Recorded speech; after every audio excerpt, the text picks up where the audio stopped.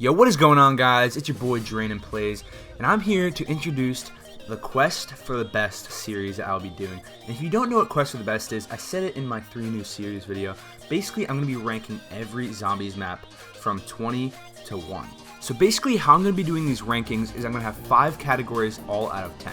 The first category being look, second category being bosses/extras, third category being innovation, fourth category being storyline, and the fifth category is going to be the zombies feels factor. Now I'm going to go in depth on what each category means and how the rankings are going to affect the map score as a whole. So the first category is look, and what I mean by this is how does the map look as a whole? Is it vibrant, is it colorful, or is it kind of just weak and depressing?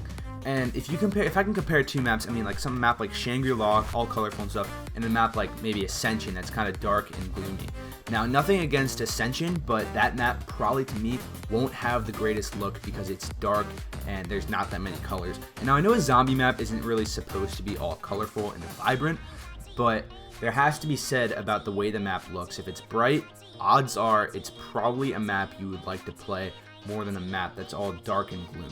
Now the second category is bosses/extras, and how I'm going to be doing these rankings is if it's sort of an annoying boss that I feel like hinders the map's performance as a whole, then that's going to get a lower score. But if it's a boss that's kind of like a good touch to the map and has something to do with the storyline and everything, then I think it will get a higher score.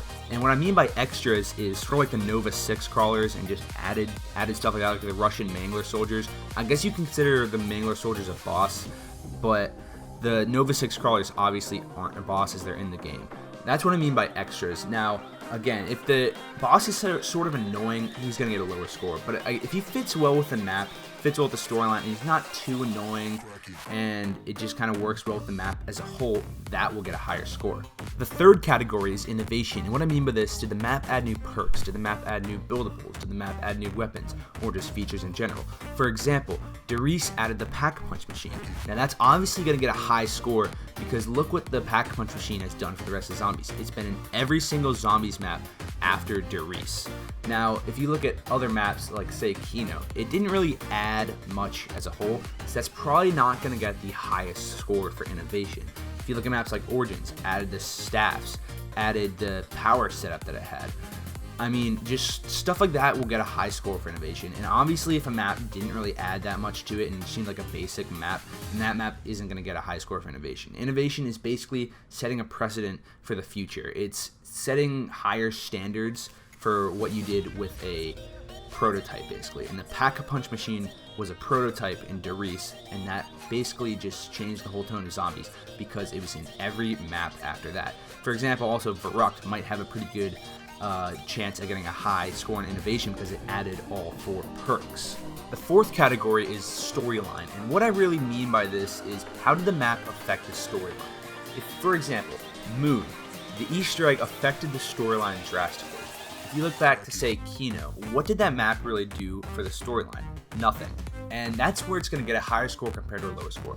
Origins, great map for the storyline. If you look back to say Noct, first zombies map, but did it really do much for the storyline? No, it didn't. And that's where the higher points are going to be discovered. It's basically going to be in the Easter eggs where like all the Black Ops 3 maps they're all going to have high scores for this. And that's just because the Easter eggs have been far more developed and they've had a lot to do with the storyline.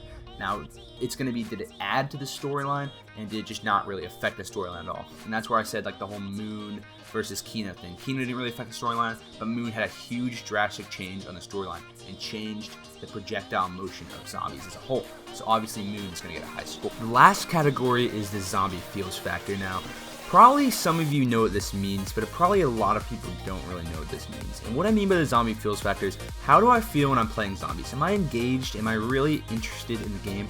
Or is it just kind of boring and I kind of want it to be over? For example, Transit to me just doesn't have the best zombies feels factor. And I just don't really feel like I'm playing zombies. I feel like I'm doing something completely different that's really just not the main objective of zombies. And for example, Origins, I feel like I'm just wrapped into the game. I'm really into zombies, and that's because it feels like zombies to me. It feels like something I want to replay. And you could say it's also replayability, but to me the zombie feels factor is just, I love playing this map because there's so many things to do and just reminds me at the end of the day of zombies.